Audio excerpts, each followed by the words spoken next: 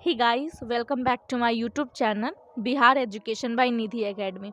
तो आज की सुपर डुपर वीडियो में हम लोग बेकारी के प्रभाव को जानेंगे। ठीक है, इसके पहले वाले वीडियो में हम लोग क्या देखे थे, तो यही देखे थे कि जो बेकारी है उसके परिचय के बारे में, उसके उद्देश्य के बारे में, फिर बेकारी के जन्म के बारे में, फिर बेकारी के समापन और रोजगार प्राप्त करने के बारे में जाने थे। लेकिन अब हम पढ़ेंगे कि बेकारी का प्रभाव क्या होता है। ठीक है, कि आखिर बेकारी किस किस चीज़ को प्रभावित करता है। ठीक है, तो देखिए, बेकारी के कारण जो है समाज में अनेक सामाजिक और आर्थिक विकृतियां फैलती हैं। अब हम सामाजिक प्रभाव को देखेंगे। ठीक है, कि सामाजिक प्रभाव में जो है बेकारी का क्या मतलब, बेकारी किस प्रकार फैलता है समाज में। ठीक है, बेकारी का जो सीधा असर व्यक्ति के सामाजिक तथा आर्थिक स्तर पर पड़ता है, जिसे हम निम्न रूप से दर्शाया गया है। ठीक है, निम्न रूप से दर्शाया गया है। देखिए यहाँ पर, जनशक्ति संसाधन की बर्बादी।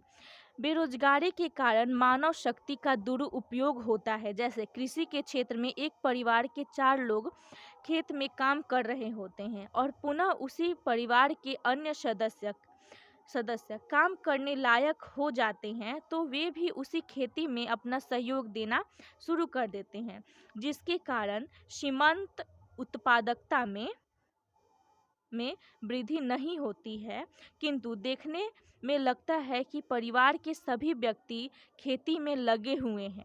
यह श्रम शक्ति की बर्बादी को दर्शाता है। कहने का अर्थ ये है कि हम लोग देखते हैं कि जो कोई एक खेत है, ठीक है, उसमें अगर 10 लोग काम कर रहे हैं एक ही परिवार के, और फिर कोई नया होता है और उसको भी उसी खेत में काम करवाया जाता है, तो इससे श्रम जो शक्ति है उसका बर्बादी होता है।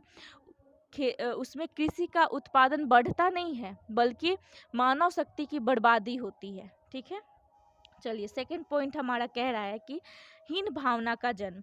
हीन भावना का जन्म के बारे में जानते हैं। बेरोजगार व्यक्ति रोजगार में लगे रहने वाले लोगों की तुलना में अपने को हीन भावना से देखना शुरू कर देता है।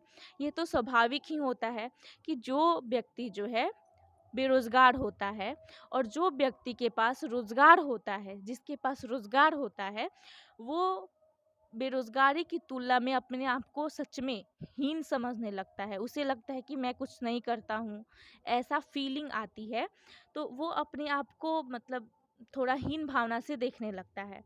फलस्वरूप उनका मनोवैज्ञानिक स्तर गिरता चला जाता है। और इसी कारण क्या होता है कि जो मनोवैज्ञानिक जो चीज़ें होती हैं वो गिरती चली जाती हैं, और वे अपने को समाज में एक बोझ स्वरूप देखना शुरू कर देते हैं, जिसका प्रभाव अन्य सभी बेरोजगारों पर भी पड़ता है। और इसी कारण जो है वो अपने आप को समाज में बोझ समझता है, और इसका ही प्रभाव ना अन्य जो बेरोजगार लोग होते हैं उन पर भी पड़ता है। ठीक है, चलिए आगे बढ़ते हैं। समाज में कुरीतियाँ का बढ़ावा। बेरोजगारी के कारण चोरी, डकैती, छीना झपटी, ठगी, दहेज इत्यादि जैसे गलत प्रथा का जन्म बेरोजगारी के बीच हो जाता है, जिसका प्रभाव समाज के ऊपर पड़ता है। समाज के ऊपर इसका भी प्रभाव पड़ता है कि जो चोरी होता है, डकैती होता है, चाहे छीना झपटी हो जाता है, चाहे ठग जो है ठग लेता है, दहेज मांगा जाता है, तो ये सब भी जो है बेरोजगारी के अंतर्गत ही आता है। ठीक है, चलिए पलायन की प्रवृत्ति का जन्म। व्यक्ति बेरोजगार होने के कारण रोजगार की खोज में अपने पैतृक स्थान छोड़कर अन्य स्थान पर जाने पर मजबूर हो जाता है, जिसके कारण वे अपने घर, परिवार, समाज और संस्कृति से तो दूर होता ही है, और साथ साथ में कई स्तर पर भी उपेक्षाओं का सामना करना पड़ता है, जिसके फलस्वरूप वे कम मजदूरी पर काम करने को विवश होते हैं।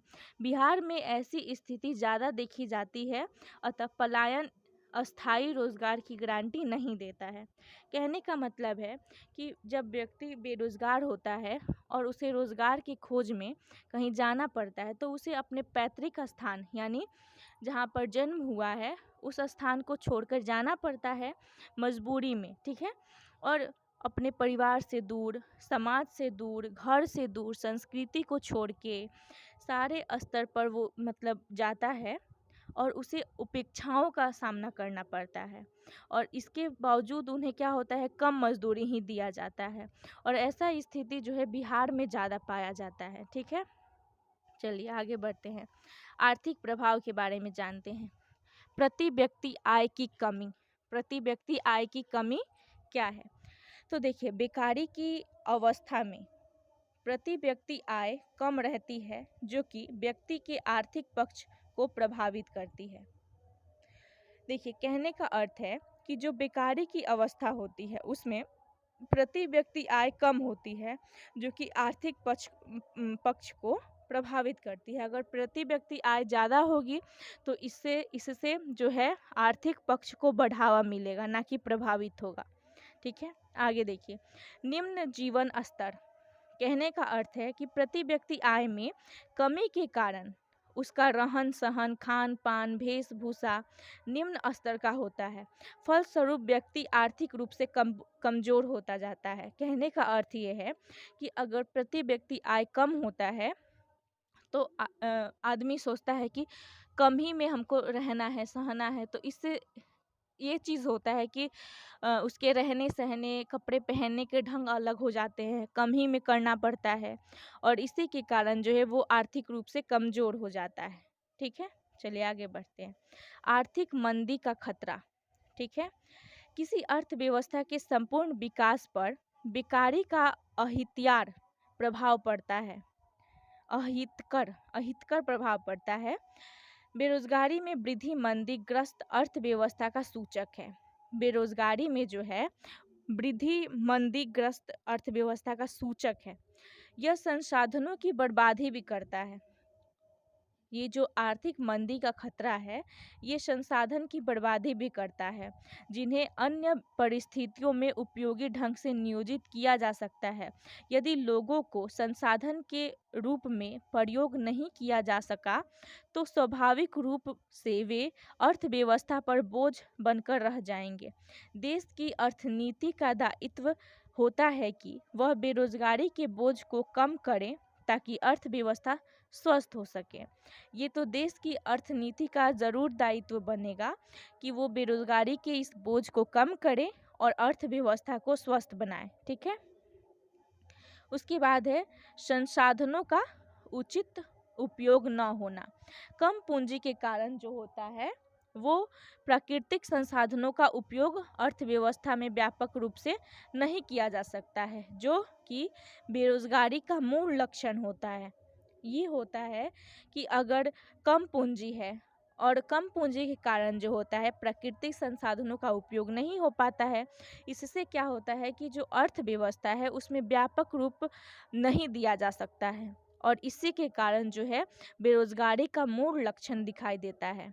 ठीक है, यहाँ देखिए छोटा सा एक टॉपिक दिया गया है आर्थिक बेरोजगारी के बारे में कि इसका प्रभाव क्या है। तो प्रति व्यक्ति आय की कमी, निम्न स्तर, आर्थिक मंदी का खतरा, कर्ज बोझ में बढ़ोतरी और संसाधन का उचित उपयोग न होना। ठीक है, और इसमें भी दिया गया है कि बेरोजगारी का सामाजिक प्रभाव।